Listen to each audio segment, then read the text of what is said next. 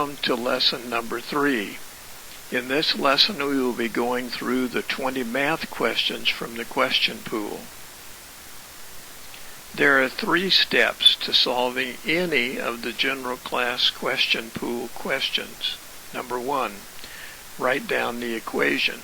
Number 2, substitute the actual values for the variables. And number 3, do the math, the addition and subtraction, etc. Here is the first question.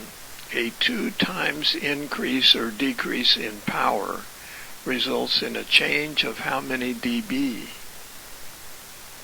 In order to pick the right equation, we need to first focus on what are we being asked to find, that is power in dB, and what are we given, a 2 times increase or decrease in power. To find how many dB we'll have for a 2 times increase, we'll use the formula dB equals 10 times the log of power out divided by power in. In this case, power out will be twice power in, so we can use power out equals 2 and power in equals 1. The number 2 divided by 1 is 2. The log of 2 is 0.3. 0.3 multiplied by 10 is 3 dB, our answer, a 3 dB increase. And now for the second half of that question, a 2 times decrease. We'll be using the same formula. The number of dB equals 10 times the log of power out over power in. For a 2 times decrease in power, power out will be 1, power in will be 2. So we'll be taking the log of 1 divided by 2, which is the log of 0.5. 1 divided by 2 is 0.5, and the log of 0.5 is minus 0.3. Minus 0.3 times 10 equals minus 3. So for a 2 times decrease in power, we have a 3 dB loss. So the answer to this question is answer B, approximately 3 dB. And that applies whether it's a 3 dB increase or a 3 dB decrease. In this next problem, we're asked how many watts of electrical power are used if 400 volts DC is supplied to an 800 ohm load. In order to pick the right equation, once again we need to consider what we're being asked to find and what we have been given. We're being asked how many watts of electrical power are being used, and we're given 400 volts DC and an 800 ohm load. The formula we will use is power equals voltage squared divided by resistance. So we will substitute 400 for the voltage, which we'll square in just a moment, and 800 for the resistance in ohms. 400 squared is 160,000. That divided by 800 equals 200 watts, the answer we're looking for in power. So the answer is B, 200 watts. Our next question, how many watts of electrical power are used by a 12 volt DC light bulb that draws 0.2 amps? What are we looking for? Power. What are we given? 12 volts DC and a current of 0.2 amps. The formula we'll be using is power equals voltage times current. So what we have is power equals 12 volts DC times 0.2 amps.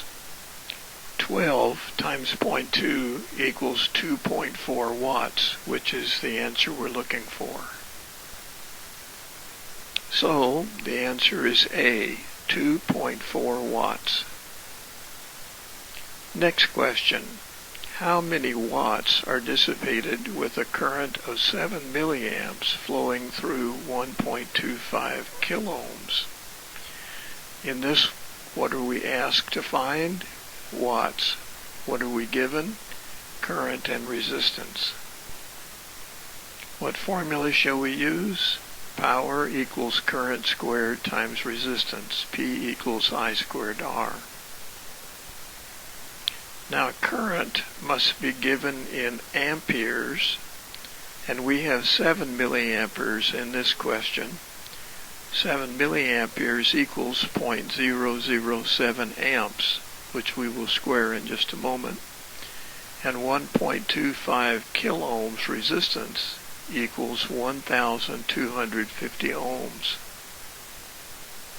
0.007 squared equals 0.000049.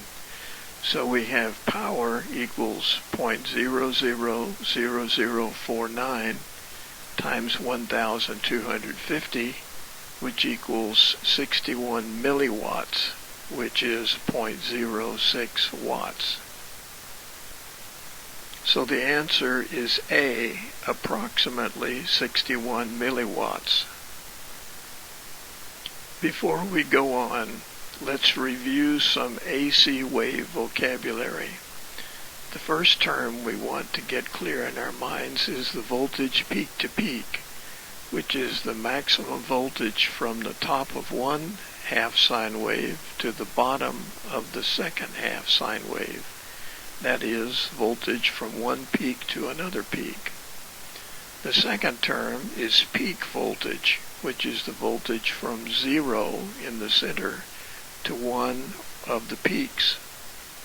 And the third term is voltage root mean squared, RMS, which equals 0.707 times the peak voltage. Next question. What is the output PEP from a transmitter if an oscilloscope measures 200 volts peak to peak across a 50 ohm dummy load connected to the transmitter output? What are we being asked to find? The output PEP. What are we given? Voltage and resistance. The formula we will use is the PEP, power, equals V peak squared, voltage peak squared, divided by resistance.